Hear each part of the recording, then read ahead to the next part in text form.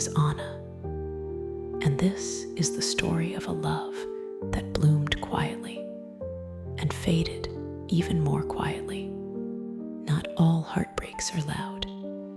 Some of them sit beside you, breathe with you, and leave a shadow you carry forever. I met Daniel in autumn. The city was turning golden, and the wind smelled like old books and cinnamon. He was sitting alone in the back corner of the library, sketching something in a worn notebook.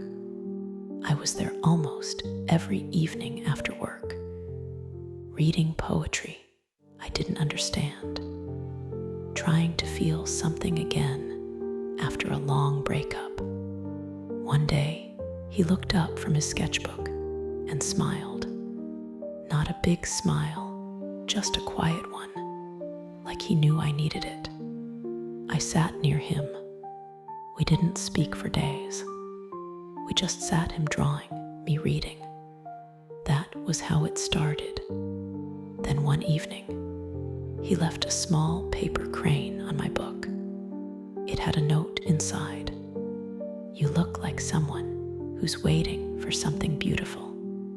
From that day on, we talked, slowly, softly, about everything and nothing. He told me he painted because words failed him. I told him I wrote because I feared forgetting. He started bringing me small sketches, leaves, old buildings, a window with soft yellow lights. I kept them all in a box under my bed. We never used the word love, but it lived in the way he brushed hair from my face, in the way I memorized his coffee order, in how we sat in silence and still felt full. One cold night, we stood on the bridge, watching the city lights shimmer on the water. He held my hand and said, I need to go just for a while. I got an offer to study art abroad. 6 months. Then I'll come back, I promise. I smiled, because promises feel strong in the beginning. He left the next morning. At the station, he kissed my forehead and whispered, Wait for me. I nodded. At first, it was beautiful. Long emails, late night calls, photos of paintings with my name hidden in corners. I waited with joy. I imagined our reunion every day. But then the messages grew shorter, then slower, then silence. I told myself he was busy. I told myself he still cared. I told myself everything except the truth. 6 months passed, then 8, a year. The city changed. I changed, but I still waited. I walked the bridge every weekend, the same one where he promised. 12/20, 9:50 p.m., ChatGPT.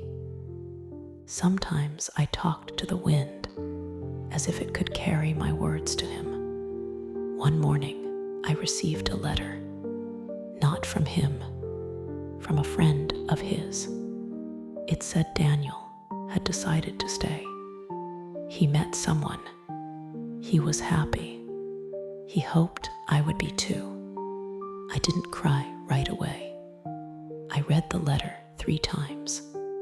Then I folded it, placed it in the box with his sketches, and closed it forever.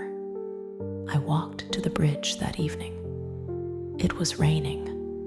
I stood there for hours, soaking wet, trying to feel cold enough to match the ache inside. That was the last time I waited. Now, years later, I still visit that library sometimes. The same corner, different faces. I no longer read to escape. I write, and sometimes I write about him, not to remember, but to let go. If you're hearing this story, know this. Not every love stays. Not every promise is meant to be kept.